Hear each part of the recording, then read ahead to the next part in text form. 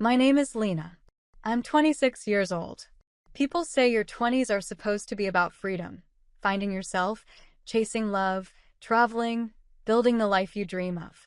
Mine turned into something else. Something heavier. I've always been quiet. The kind of person who listens more than I speak, who keeps journals full of letters I'll never send. Maybe it's easier that way, writing things down, tucking them into notebooks instead of saying them out loud. Words on paper don't break as easily as voices do. But grief has a way of breaking through anyway. It finds you in the quiet spaces, in the mornings when you wake up expecting someone's voice and remember they're gone, in the meals you eat alone at a table that used to be full. This is my story. A story about loss, family, and the long road of carrying love forward when someone you love is no longer here to carry it with you. It was a Tuesday. Tuesdays aren't supposed to change your life. I was at work when my phone rang. Unknown number. I almost didn't pick up, but something made me answer. Maybe it was fate, or maybe just bad luck. The voice on the other end was calm, too calm. A doctor. An accident. A hospital. By the time I got there, it was already too late. The hallway outside the room was too white, too bright. The smell of antiseptic burned my nose. When the words "I'm sorry" left the doctor's mouth, it felt like they belonged to someone else's story, not mine. My mother couldn't be gone. She had texted me that morning about dinner plans. She had asked if I wanted her to save me leftovers. She had left, just hours before. But suddenly, her laughter belonged only to memory. I don't remember much after that. Just the feeling of falling inside myself, like the world had tilted and there was no ground beneath me anymore. When I finally walked out of the hospital, the sun was still shining. People were still buying coffee, crossing streets, living like nothing had changed. But everything had. For me, for my family. That was the day the light went out. The house didn't sound the same when I walked back into it. There used to be noise, even in the quiet. My mother's humming when she cooked. The television murmuring in the background. Pots clinking in the kitchen. The sound of my little brother, Noah, running down the hallway, always too loud for his own good. But that night, after the hospital, it was just silence. I dropped my keys on the counter. The sound echoed, sharp and lonely. My father didn't speak when he came in behind me. He went straight to his room, closing the door softly but firmly, like sealing himself away. Noah had fallen asleep on the car ride home, his small body curled in the back seat. I carried him to his room and tucked him in. For a moment, I stood there watching him sleep. His face was peaceful, too young to wear the kind of grief I knew was waiting for him when he woke. I wanted to protect him from it, to stand between him and the storm, but I knew I couldn't. I went into the kitchen next, because that's where my mother always was. It was still warm from the last meal she had made. A half-empty teacup sat on the counter, lipstick faintly smudged on the rim. Her apron was hanging on the hook by the stove. I touched it without meaning to. The fabric was soft and smelled faintly of rosemary and detergent. My chest ached. I sat down at the table and put my head in my hands. The silence pressed against me, heavy, unrelenting. It was the kind of silence that doesn't comfort you. It swallows you. I thought I would cry, but the tears wouldn't come. Instead, I just sat there, staring at the empty chair where she used to sit. Hours must have passed like that. The clock ticked, the refrigerator hummed, but the house didn't feel alive anymore. It was like someone had turned the volume down on life itself. That was the first night I understood. Silence can be louder than any sound. And it would take a long time before I learned how to live with it. Grief is cruel. It doesn't just take, it leaves shadows behind. For me, the sharpest shadow was guilt. I kept replaying our last conversation over and over in my head. It wasn't special. Just a Tuesday morning text. Dinner tonight? I'll save you some. I had typed back quickly. Maybe. I'll let you know. Maybe. 2 careless syllables. The last thing I ever said to my mother. I didn't say I love you. I didn't say thank you for all the times you stayed up late when I was sick, or for the way you always made me feel safe. I didn't even say yes, I'll be there. Just maybe. That word haunted me. It followed me into sleep, into work, into every corner of my mind. I wished I could go back, grab my phone, and rewrite history with one simple, I love you. But time doesn't work that way. At night, when the house was too quiet, I'd lie in bed staring at the ceiling, thinking of all the things I never told her. How I never told her I admired her strength, even when she was tired. How I never told her I noticed the small ways she loved us, folding laundry at midnight, remembering everyone's favorite meals, leaving sticky notes in lunchboxes. How I never told her that even when I pulled away as a teenager, she was the one I leaned on in secret. It was like my chest carried 1,000 unsent letters. Words that belonged to her, but would never reach her.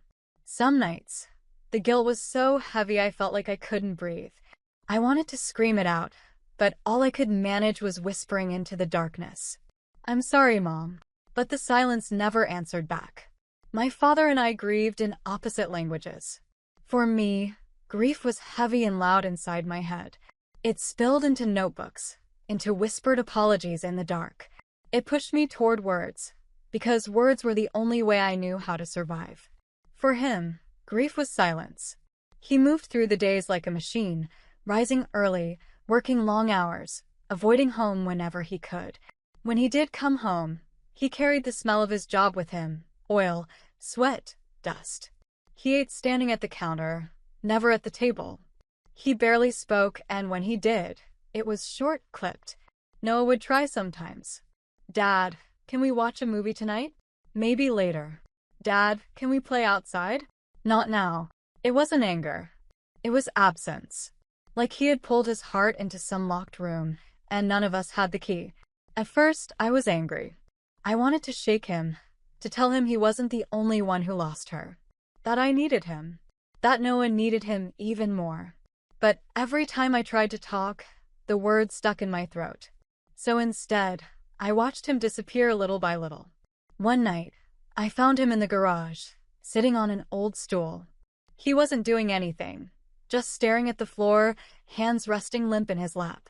The sight startled me, because he had always been the strong one, the doer, the fixer. My dad was the kind of man who worked with his hands, who built things, who never sat still. Seeing him like that, motionless, emptied out, it scared me. I wanted to step forward, to touch his shoulder, to tell him I saw him. But my feet wouldn't move. Instead, I turned and walked away quietly, like I wasn't supposed to witness his breaking. In that moment, I realized grief had turned us into strangers under the same roof, and I wondered if we'd ever find our way back to each other. Noah was only 10. 10 is old enough to know what death means, but too young to understand how to live with it. At first, he didn't say much. He stayed close to me, hovering in doorways, following me from room to room like a shadow. He would curl up on the couch with his blanket and just watch me. Like if I disappeared too, he wouldn't survive it. Then the question started. "Where's Mom now?" he asked one night, his voice small, like the words might break if he spoke too loud. I froze. I had no idea what to say. We were raised with bits of faith, holidays, prayers before meals, but no clear map of what comes after. I wanted to give him certainty, but I had none myself. "She's not here anymore," I whispered, my throat tight. "But she's somewhere safe." "Can she see us?" he asked. "I think so." "Can she hear me if I talk to her?" "Yes," I said, even though I didn't know. He was quiet for a moment, then looked up at me. "Then why doesn't she talk back?" My heart cracked. I pulled him into my arms, holding him against my chest like I could shield him from the ache in his own little body. "Sometimes," I said slowly, "we don't hear her the way we used to. But that doesn't mean she's not with us." He didn't answer, just pressed his face into my shoulder, and I felt the warmth of his tears through my shirt. Another night he asked, "Did I do something wrong? Is that why she left?" I broke then. I couldn't hold the weight of his guilt on top of my own. I grabbed his face in my hands, forcing him to meet my eyes. "No, Noah. No. You did nothing wrong. She loved you more than anything in this world. Nothing you did could ever change that." He searched my face like he wanted to believe me, but grief makes children doubt things they should never have to doubt. Later, after he finally fell asleep, I sat on the floor by his bed and cried silently. Because I didn't know how to promise him everything would be okay when I didn't believe it myself. And yet, I knew I had to try. Because if I couldn't be strong for myself, I had to be strong for him. Grief hides in strange places. For me, it was the kitchen. The first time I tried to cook after Mom was gone, I stood in front of the cabinets and froze. Everything in that room belonged to her. The way she stacked the spices, the way she wrote little notes in the margins of her cookbooks, the way she always seemed to know what everyone was craving before they even asked. The counters still smelled faintly of garlic and rosemary, her signature scents. The fridge held leftovers I couldn't bring myself to throw away. It was like the whole room was waiting for her to walk in, humming softly, tying her apron, asking me to hand her the olive oil. But she didn't. So I stood there, staring at the silence, a wooden spoon clutched in my hand, trying to remember how to breathe. Dinner became an unspoken battlefield. My dad didn't try anymore. He'd grab fast food on the way home or skip meals altogether.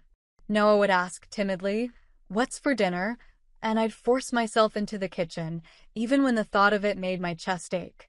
I tried making spaghetti one night, her recipe, the one she had memorized, but I only half remembered. The sauce came out too thin, too bland. Noah twirled it around his fork without eating. "Doesn't taste like Mom's," he said quietly.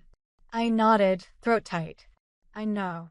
After that, I started burning things on purpose, pretending it was because I was distracted. But really, it was easier to serve something ruined than to try and fail to recreate her. Still, the kitchen pulled me back. I would sit at the table sometimes, staring at her chair, at the apron still hanging on the hook. I'd open the pantry and see her handwriting on labels she had made: rice, lentils, flour. I'd touch the jars like they were relics from a lost world. It hit me then how much of love is hidden in the ordinary. It's not in the big gestures, the grand speeches. It's in the way someone seasons soup or remembers you like your tea with honey, or always makes enough so no one leaves the table hungry. The kitchen was empty now, and every meal was a reminder of everything we had lost. When the silence got too heavy, I started writing to her. It wasn't planned. One night, after another failed dinner, after another argument with my dad about nothing and everything, I found myself sitting on my bed with a notebook in my lap. The pages were blank, and so was I. Without thinking, I wrote the words, "Dear Mom." The pen didn't stop after that. At first, the letters were clumsy. I wrote about the little things, Noah's questions, the way Dad had started spending hours in the garage, the spaghetti that didn't taste like hers. I wrote because I couldn't say any of it out loud. Then the letters grew heavier. "I'm sorry I wasn't there that night. I'm sorry the last thing I said was maybe. I'm sorry for all the years I kept you at a distance, thinking there would always be time." I poured myself onto those pages until the ink blurred with tears. The letters became a ritual. I wrote them in the morning with coffee, in the middle of the night when the silence pressed too close, on the back of receipts when I was out and couldn't hold the ache inside me. No one knew. Not Dad. Not Noah. They were mine, my secret thread to her. Sometimes when I finished a letter, I'd fold it neatly and slip it into a box I kept hidden in my closet. Other times, I'd rip the page out and burn it in a candle flame, watching the smoke curl upward, pretending it might reach her somehow. Strangely, the letters didn't make the grief lighter, but they gave it shape. They made the weight something I could hold, instead of something that crushed me from the inside. One night, after I'd written until my wrist ached, I lay down and whispered into the dark. "Do you hear me, Mom? Do you know how much I miss you?" The silence didn't answer. But for the first time in weeks, I fell asleep without crying. Grief isn't neat. It doesn't come in quiet waves you can manage. It builds, stacks, swells, until one day it erupts. For me and my dad, it happened in the kitchen. I had just come home from work, exhausted, carrying groceries because someone had to. Dad was sitting at the table, staring at the floor with that empty look again. The house smelled faintly of dust and stale air. Noah was in his room, headphones on, trying to block out the silence. I dropped the bags on the counter a little too hard. "You could have picked up milk," I said, sharper than I meant. Dad didn't even look at me. "Didn't have time." "You never have time," I snapped. "Not for this house. Not for Noah. Not for me."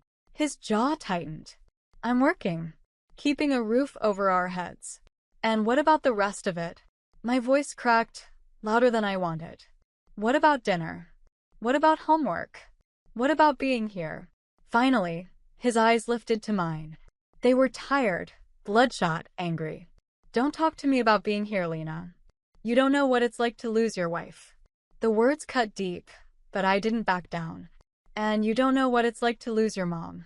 Or to be 26 and trying to raise your little brother because your dad's too busy hiding in his garage. The air between us snapped. He stood, hands trembling, chest rising and falling too fast. For a second, I thought he might yell back, or worse, say something I couldn't forgive. But instead, he just sank back into his chair and covered his face with his hands. I can't do this, he whispered. And suddenly, all the anger drained out of me, leaving only exhaustion. I wanted to scream, to cry, to throw the groceries across the room. But instead, I stood there with my fists clenched and whispered, "Neither can I." The silence that followed wasn't the usual heavy kind. It was raw, shattered, like we had both finally admitted the truth. We were drowning, and neither of us knew how to save the other. After the fight, the house felt different. Not healed, far from it, but honest.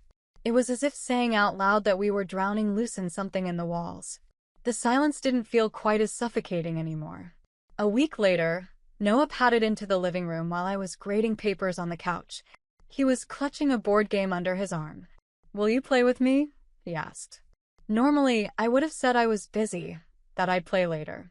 But something in his eyes made me set the papers aside. "Yeah," I said softly. "Deal the cards." We ended up laughing, really laughing for the first time in months. He cheated shamelessly, and I let him. When he shouted, "I win," his grin lit up the whole room. And for a flicker of a moment, I remembered what it felt like to be part of a family instead of a broken shell of one. Even Dad started to shift in small ways. One evening, he came home with takeout, not fast food, but Chinese from the place Mom loved. He didn't say much, just set the bags on the counter and muttered, "Figured we could eat together." It wasn't perfect. The silence at the table still hurt. Her chair was still empty. But for once, we sat in the same room, eating the same meal, and that meant something. Another night, I found Noah in the garage with Dad. They weren't talking much, just working side by side on a broken lawnmower. But Noah's face was calm, focused. And Dad's hand brushed Noah's shoulder gently when he showed him how to loosen a bolt. It was small, almost invisible, but it was there. Grief didn't loosen its grip overnight. There were still mornings I couldn't get out of bed, nights when Noah cried himself to sleep, days when Dad disappeared into silence again. But there were also these moments, thin cracks of light in the darkness, that reminded me we were still here. Still living. Still trying. And maybe, just maybe, that was enough for now. Grief never left. It never softened the way people promised. It didn't fade like an old scar. It stayed, sharp and stubborn, stitched into the fabric of who I was. But I learned something. Grief doesn't only take. Sometimes it gives. It taught me to notice the small things. The way Noah's laughter cracked in the middle when he was really happy. The way Dad's hands, rough and calloused, shook just slightly when he passed me a cup of tea. The way sunlight poured across the kitchen counter in the mornings, touching the space where Mom used to stand. For months, I had been writing letters to her, pouring my apologies and my love into ink. One night, I opened the box where I kept them and read through the stack. At first, I thought it would crush me. But instead, I felt something else. Connection. I realized I wasn't writing to a ghost. I was writing to the part of her that still lived in me. In every word, every memory, every lesson she left behind. So I started living differently. Not because the pain was gone, but because she deserved to be carried forward. I taught Noah how to make her spaghetti recipe, even if it didn't taste the same. We laughed when we spilled sauce everywhere, and for once, the mess felt like love instead of failure. I went into the garage one Saturday and helped Dad fix the lawnmower. He didn't say much, but when I handed him a wrench, our eyes met. For the first time in a long while, there was no anger, no blame, just quiet understanding. And sometimes when the night was too heavy, I still wrote to her. But my letters changed. Dear Mom, today Noah beat me at cards again. You would have loved it. Dear Mom, I bought lilies at the store. They reminded me of you. Dear Mom, I miss you. But I'm still here. We're still here. The ache never left. I don't think it ever will. But it became something I could hold without breaking. Because grief, I realized, is just love with nowhere to go.